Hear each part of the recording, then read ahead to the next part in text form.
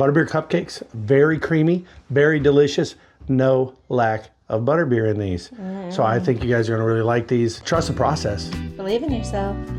Now let's sweeten things up. Let's sweeten things up. That is your line. That's right. Sweeten it up. Okay guys, we're going to start by getting our stand mixer, or you can get your hand mixer with a large size mixing bowl. We're going to put our boxed cake mix in. 1 cup of pudding, or 2 of these little boxes. 2 small boxes of the dry pudding mix. This is the 3.47 ounce. And then we're going to add our milk, our butter. We have 4 eggs, and we're going to just go ahead and start our mixer and add them in one at a time.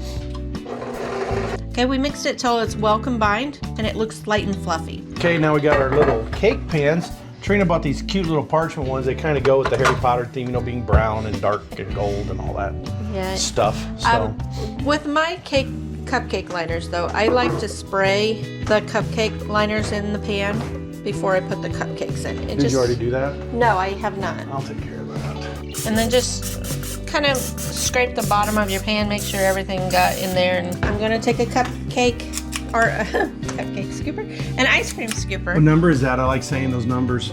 Where do I find that again? If you ever hear us say a number of an ice cream scoop, inside the ones that do this, inside on the little bar, there's a number on there that tells you the size. This one says, you're never going to read it probably with that, but right inside there in the middle, it says 24 on that little bar. Yeah, we're just going to fill each of these cups. Okay, we're going to put this in the oven. Preheat your oven. Preheat your oven to 350 degrees. And these will go in for, you just should have had that,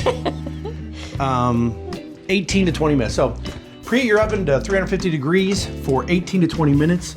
Check them with either a cake tester or a knife. And we'll get back to you when they're done. All right, we just pulled these out of the oven. This is what they should look like. They smell really good. So we're just going to get them onto a cooling rack till we get them cooled. Okay, we're getting our stand mixer out again. And what is going to help you the most is chilling your bowl if you can, and your whisk.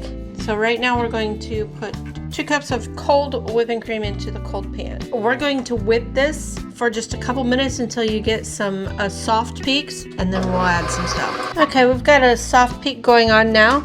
We're going to add butterbeer flavoring, and we've got powdered sugar. Let's go ahead and whisk those in just until combined.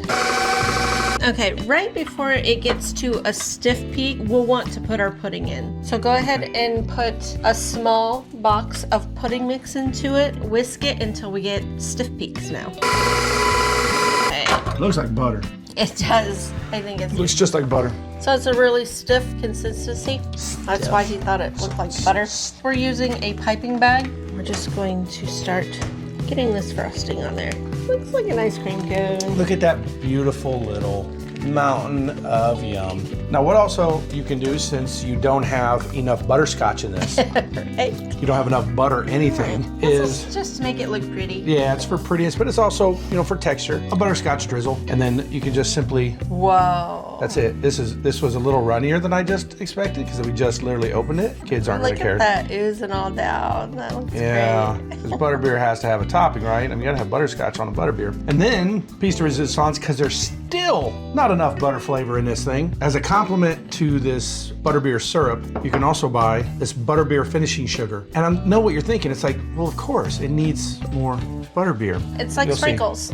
It's like a sprinkles, but you can just, Yeah. I don't even know if you can see this on the camera. Look at that. Look at the butterbeer. Let's go ahead and get set up and we'll Try them out for you. try them out for you. Smell the butterbeer. This Yeah. is so good. It was not a hard recipe at all. No, and you do have to get the butterbeer flavoring, but you could use butterscotch and just tell the little ones that it's butterbeer. They won't Just know gonna the take a difference. piece off. You can have the big piece. I get the little piece? The big Okay. piece.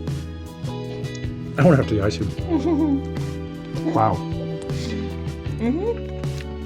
The cupcake is so soft. And actually, it's not over butterbeered in my opinion. I really thought this would be a lot Uh-huh. of butterscotch, like an insane amount, and And it is butterbeer. not. And this icing, Trina, she found it years ago, and this is the best icing. If you don't like that sugary stuff that comes in the tubs or making the buttercream icing and all that stuff, this is the way to go. It's very light, it's very airy. It's like a stabilized whipped cream icing. It's not going to beat the heck out of you with sugar. Anyway, trust the process. Believe in yourself. You guys have a great day. Have a wonderful day. Have a magical day. Yeah. Wingardium Cupcake.